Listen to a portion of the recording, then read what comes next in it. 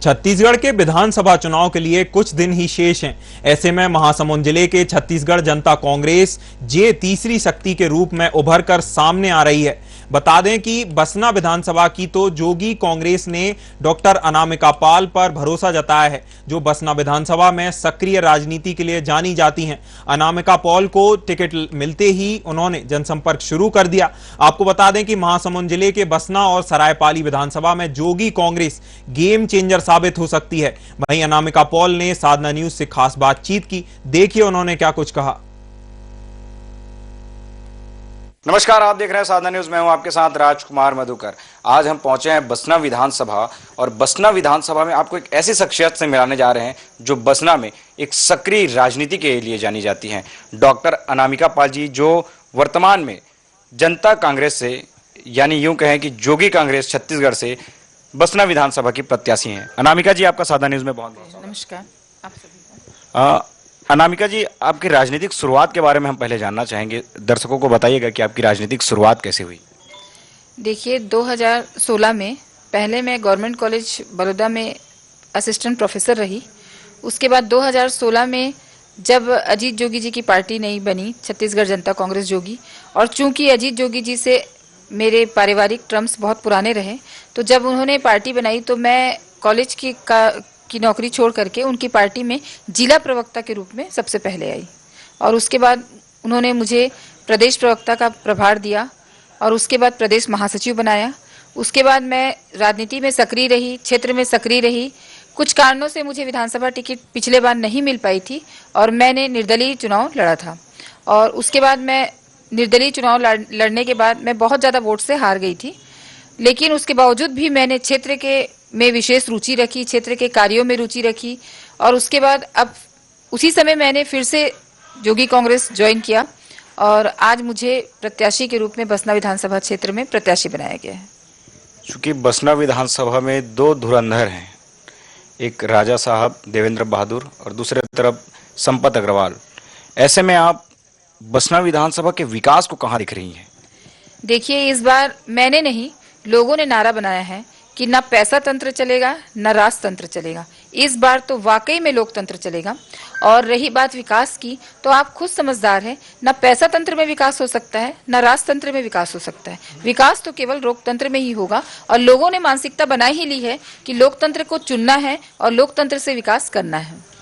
बसना के बीजेपी विधायक प्रत्याशी संपत अग्रवाल तो कहते हैं कि बसना में मेरे टक्कर में कोई है ही नहीं। अच्छी बात है, ऐसे हर प्रत्याशी को सोचना चाहिए कि मेरे टक्कर में कोई नहीं है, तभी वो चुनाव लड़ सकते हैं। आप जनता के बीच पहुंच रही हैं, किन मुद्दों को लेकर जनता के बीच पहुंच रही हैं आप? देखिए, मेरा जो उद्देश्य है या मेरे पार्टी का जो उद्देश्य है, ये बहुत मतलब जानी पहचानी हर क्षेत्र में ये बात है कि चाहे भाजपा हो चाहे कांग्रेस हो, इनके विकास नाम की चिड़िया आसमान पे ही उड़ती है, धरातल पर कहीं दिखाई नहीं देती। और हमारी पार्टी छत्तीसगढ़ जनता कांग्रेस जोगी ने जो जोगी के 10 कदम गरीबी खत्म, जिसमें हमने हर वर्ग को बराबर स्थान दिया है, महिला, युवा, बेरोजगार, बिजली, पानी, सड़क सुविधा, किसान, ऐसे बहुत सारी जो मूलभूत समस्याएं हैं, उन सभी का समाधान करने के लिए छत्तीसगढ़ जनता कांग्रेस जोगी फिर से मैदान पे है। और मुझे उम्मीद ही नहीं, पूरा विश्वास है कि इस बार जनता तीसरी शक्ति के रूप में छत्तीसगढ़ जनता कांग्रेस जोगी को अवश्य मौका देगी। चूंकि अभी भूपेश बघेल ने कर्ज माफी की घोषणा कर दी है, ऐसे में आप लोग किसानों को रिझाने के लिए क्या ट्रम्प कार्ड यूज करेंगे? देखिए, हमारी पार्टी ने भी अपने घोषणा पत्र में, शपथ पत्र में ये बताया है कि 4,000 रुपये उनको दिया जाएगा। और सबसे बड़ी बात कि लोग ये समझने लगे हैं कि किसानों के हित के लिए जो भूपेश बघेल जी बात करते हैं, वो सारे बाकी जगह के विकास कार्यों का सब कुछ उसी पे लगा देते हैं। आप देखिए, मैं बिल्कुल मानती हूँ कि भूपेश बघेल जी ने किसानों के लिए बहुत कुछ किया है, लेकिन बाकी विकास कहाँ हुआ है? तो ये क्षेत्र की जनता समझने लगी है। और हमारी पार्टी के पास भी किसानों के लिए, क्योंकि किसान हमारे अन्नदाता हैं और उनके लिए सोचना हमारी पार्टी की नहीं, सभी राजनीतिक पार्टियों की पहली प्राथमिकता होनी चाहिए, हमारी भी है। और हमारे घोषणा पत्र में उनको विशेष रूप से स्थान दिया गया है। चूंकि मैं आपकी अगर राय जानना चाहूँ तो बसना विधानसभा के प्रति आपका क्या विजन है? देखिए, बसना विधानसभा क्षेत्र में जैसे कि अभी आपने बताया कि कुछ प्रत्याशी सोचते हैं कि हमारे टक्कर में कोई नहीं है। निश्चित तौर पे हर प्रत्याशी को ये सोचकर ही मैदान पे उतरना चाहिए कि हमारे टक्कर में कोई नहीं है।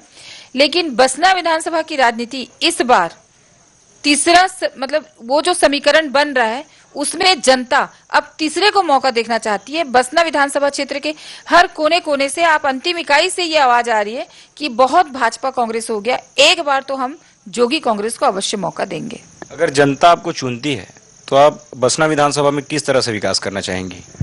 देखिए, अगर जनता का विश्वास मुझ पर बनता है और अगर मैं जीत कर आती हूँ तो बसना विधानसभा क्षेत्र में सबसे पहले सड़क, पानी, बिजली, किसानों की जो देखिए बहुत सारी ऐसे समस्याएं हैं, किसानों का जो घर का बिजली बिल, खेत का बिजली बिल, उनके लिए पानी की व्यवस्था, बिजली की जो समस्या अभी जो बिजली कटौती हो रही है उन सब समस्याओं पे, सड़क पे, क्योंकि आप जो सड़कें देख रहे हैं ये मुख्य मार्गों को जोड़ती है, ये गांव तक नहीं जुड़ पाती है। और अगर गांव तक कुछ सड़कें जुड़ भी गई हैं तो वो उन्हीं लोगों के जुड़ा है जो उस पार्टी से संबंधित हो। लेकिन अंतिम इकाई को किसी भी प्रकार का कोई भी फायदा इस शासनकाल में नहीं मिला है। तो अभी हमारे साथ थे डॉक्टर अनामिका पाल, जो वर्तमान में जोगी कांग्रेस छत्तीसगढ़ से बसना विधानसभा की विधायक प्रत्याशी हैं। इनका सीधा साफ तौर पे कहना है कि अगर जनता इन्हें मौका देती है तो ये मूलभूत सुविधाओं को लेकर जनता के विकास कार्यों में आगे बढ़ेंगी। देश दुनिया की तमाम खबरों के लिए देखते रहिए साधना न्यूज़। मुझे दीजिए इजाजत।